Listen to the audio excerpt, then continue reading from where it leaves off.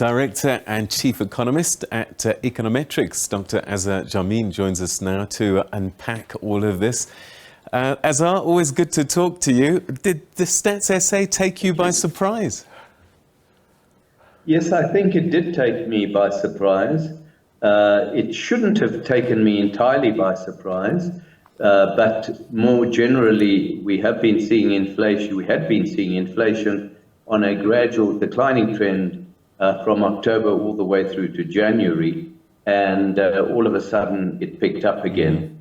I suppose it shouldn't have come as a surprise because we have been warned for some time now that food prices could well accelerate as a result of load shedding and the distortions that has created in terms of producers of food not being able to refrigerate their food, not being able, in the poultry industry, not being able to operate their broilers effectively without electricity. In all manner of ways, it's actually caused a whole variety of food prices to rise more than one had expected. One had been hopeful that food inflation would start coming down because internationally food commodity prices have indeed come off the boil quite sharply in the last few months, especially with Russia allowing the Ukraine to continue exporting a lot of key commodity prices. But clearly the impact of load shedding outweighed the benefits of lower global commodity prices. The second factor that should have led us to believe that there could be an upturn is the fact that the rand has been so weak. And part of the increase in food inflation is also due to the rand's weakness, because when you convert commodity prices expressed in dollars, if you convert them into rands, you end up with possibly a rise in your rand price of commodities, even though there's been a fall in the dollar prices of commodities. And over and above that, import costs generally are obviously increasing right now, and businesses are being compelled finally to pass they can't absorb those increased costs indefinitely. They've had those increased costs in the form of dealing with load shedding, in the form of dealing with fuel, and now on top of that you've got import costs rising as a result of currency depreciation. I think it's got to the point now where businesses have had no option but to raise prices, even though this may result in reduced demand.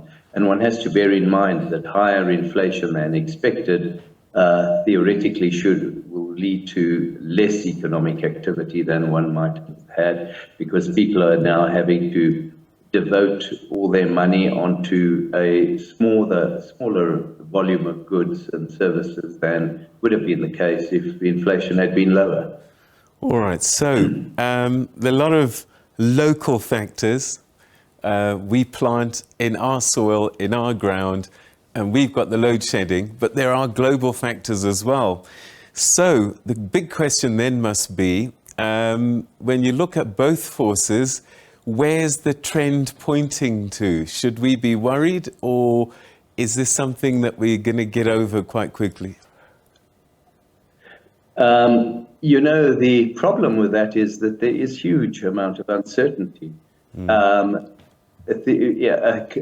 2 months ago, the world was very optimistic that inflation as a whole was starting to come down, and starting to come down quite rapidly. And all of a sudden, the brakes have been put on. Interestingly, even this morning, we heard that the UK inflation rate, which had fallen to just over 10% now, suddenly jumped back up to 10.4% in February.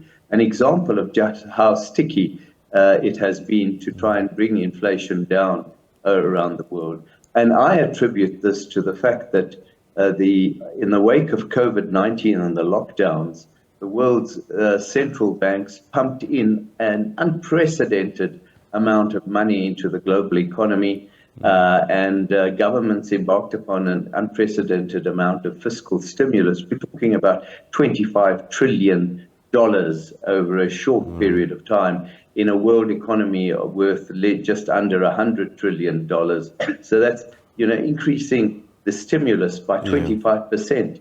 And I think that's creating a tail of stimulus through the world economy that is keeping prices higher than would otherwise have been expected. But we are seeing the danger signs of the countervailing sharp increase in interest rates to try and quell this in the form of the banking crisis that has started emerging in a number of smaller banks in America and more, and that's of course a warning sign about, if you're going to increase interest rates as sharply as central banks have now done to try and quell those inflationary pressures, other forms of fallout are likely to emerge. So what does the MPC do next week then? 7%'s not great, but there is this warning that you've just given us as well. I think there's little doubt now, if one had been thinking that maybe they might hold off raising interest rates, there is little doubt now that they will hike the repo rate by a further 0.25% next week. And frankly, I heard your interview earlier now in the preamble here, talking about this coming interest rate increase being the last one, the final one. We can hope so, but we can't be sure that will be the case, because we may just find that inflation around the world and in South Africa continues to prove more sticky than anticipated. And the Reserve Bank may be forced to raise even beyond next week. But next week, without doubt, 25 basis points. And the precursor to this was announced tonight, where the US Federal Reserve Board itself increased US Fed funds rate, as it's called, the equivalent of their repo rate, by 25 basis points. So there's no question in my mind that it's a done deal now. We will get a rise in interest rates next week. All right, so not a great picture. The Reserve Bank will do what it does because that's what it does. What about the policymakers? Is there anything that they can do, or are we in a holding pattern on autopilot and we just hope to overcome the weather? Funny, you put it very well. I think you're quite right. We will be just hanging in there and hoping that eventually it cools down. It's and the other thing we've got to bear in mind is that 1st of April, electricity tariffs get hiked by 18.65% from Eskom. Now, the final increase that consumers feel may not be identical to that, but it's certainly way in excess of inflation. The municipalities then decide how much of that to pass on to consumers, and I'm sure, given that they're so short of money, that they'll pass most of it on to consumers. Yes. And consumers, do we push back? I mean, does that mean that the businesses will try and raise prices, and then we'll just say, actually, I don't need pay TV, I don't need to go to the gym, I'll just do the best I can? You're bound to start seeing some resistance to these. One reason why the resistance has not been as strong as one might have thought it would be already with the interest rate increases and the high inflation of the past 9 months or so, is that the rate of borrowing by consumers has started accelerating at a pace faster than anything we've seen in a decade. So people are trying to rescue their living patterns and their lifestyle by borrowing more money. But there is the capacity to carry on doing so for a while, because consumers borrowed so little during the preceding decade. After the fallout in 2008, there was a major financial fallout for people who were over-borrowed. Housing bubble burst. And then after that, you had the African bank collapsing, and with it, unsecured lending slowed dramatically. But all of a sudden, in the last 9 months, people have been trying to rescue themselves by borrowing more. And what I've suggested is that process can continue for a while, but obviously in the longer term, then the debt burden becomes unsupportable, and you have an even bigger downturn if people resort to borrowing just too much. So what does that mean for investors? Do they sit back and wait because it's just too much of a risk in the short term? Not necessarily. I mean, if investors see opportunities, they'll go for it.